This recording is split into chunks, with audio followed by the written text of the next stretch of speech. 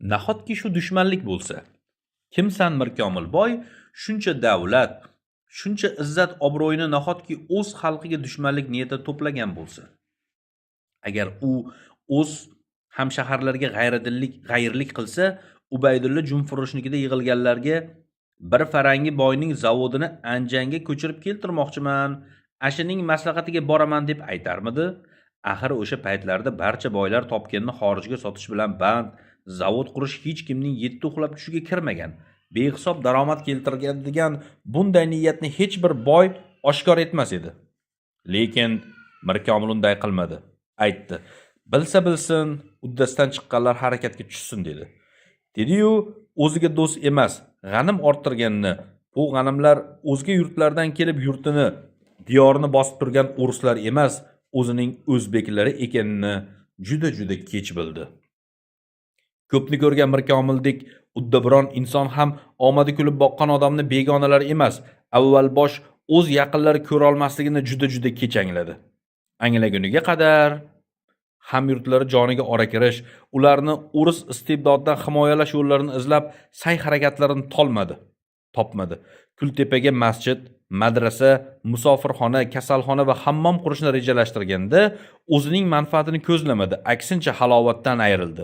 Shahar hokimiyati viloyat hokimiyati o'lka gubernatoriga ruxsat so'rab noma yo'lladi.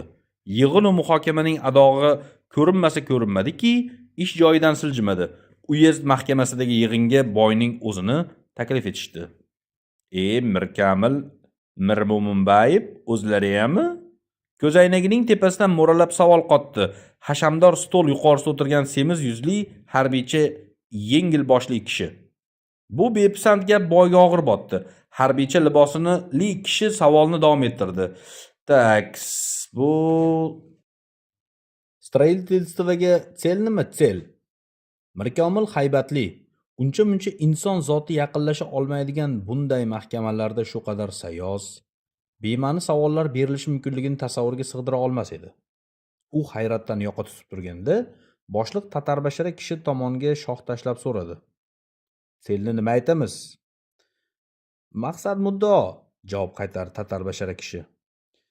"Aytmoqchiman, maqsad muddao nima qurishdan? Avtoritet?" Tatarbashara kishi "Abro" deb ilova qildi. Boshliq takrorladi: "Abro kerakmi?" Endi Mirkomil ko'zlariga ishonmadi.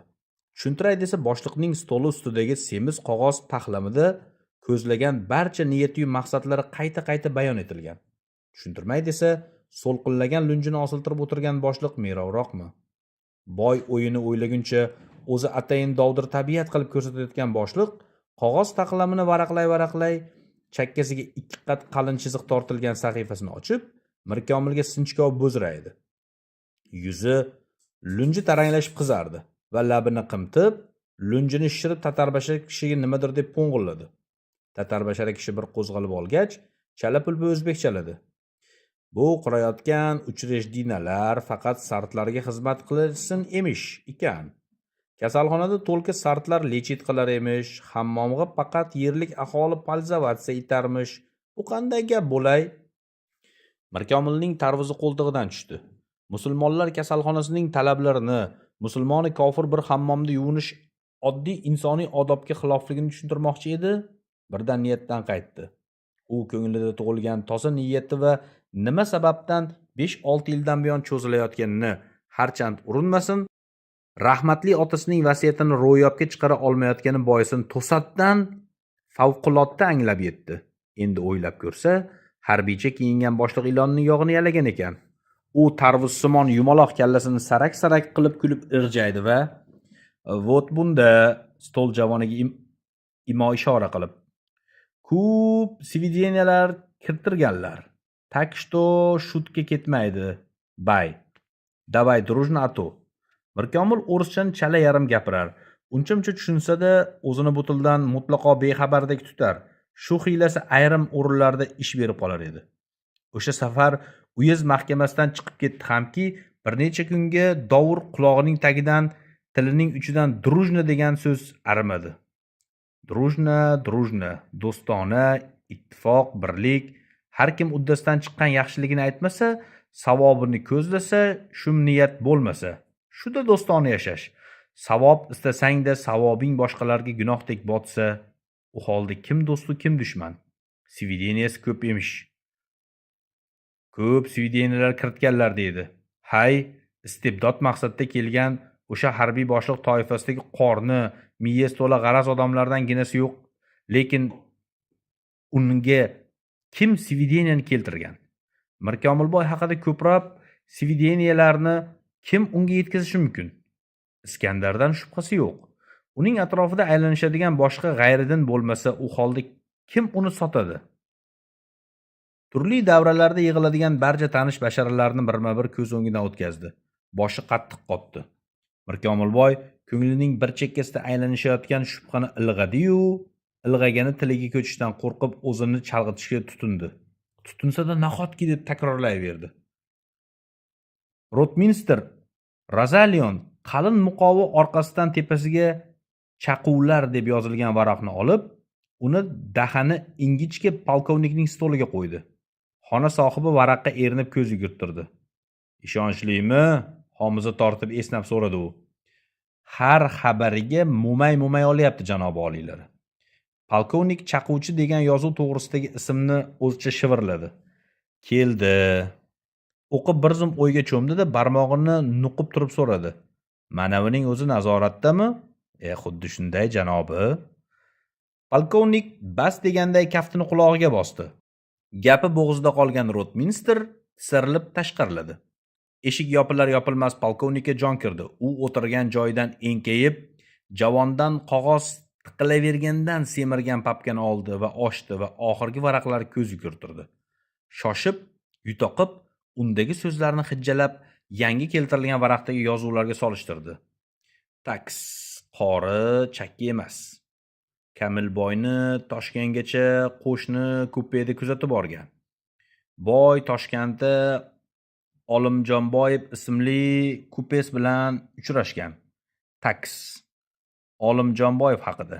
Mana, Sodiq keltirgan To'xtaboy Olimjonboyev. U bilan ham alohida shug'ullanamiz.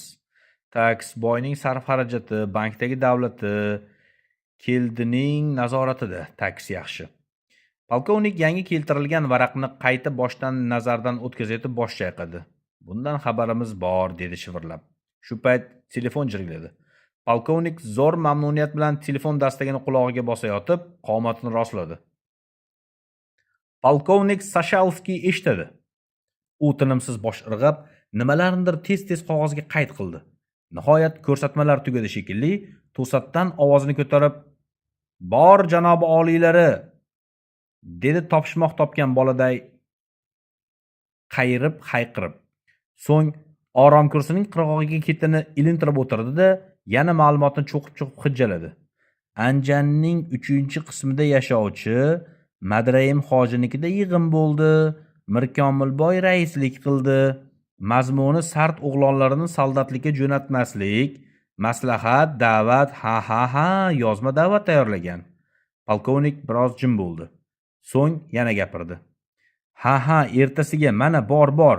Saharlab Mirmo'minbayev poyezdga minib Skobelovga jo'nagan.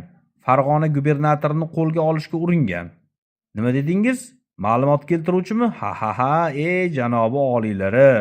Bu sartlargachi 4 tanga bersangiz Mirkomil degan boy ekan-ku, o'zini otasini sotadi. O'zimizning xufiyalarga ish qoldirmadi bular.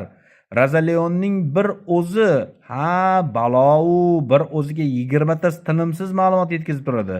Ha, hammasi bir-birining ketidan qo'yilgan.